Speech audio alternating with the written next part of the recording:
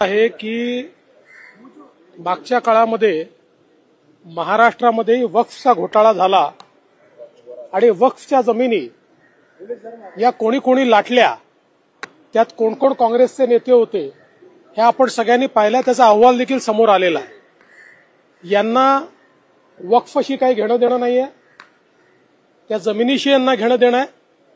त्या जमिनी कशा लाटता येतील हा यांचा प्रयत्न आहे. जे बिल आलं होतं त्याच्यामुळे ट्रान्सपरन्सी येणार होती.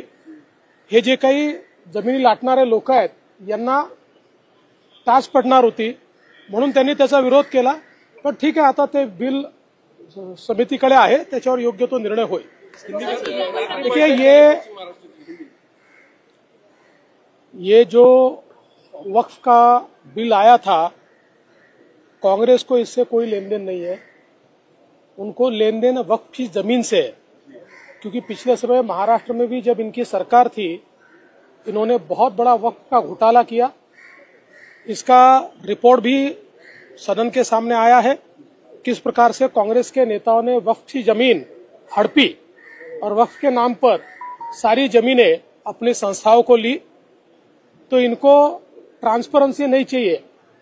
ये बिल ट्रांसपेरेंसी लाने वाला बिल था.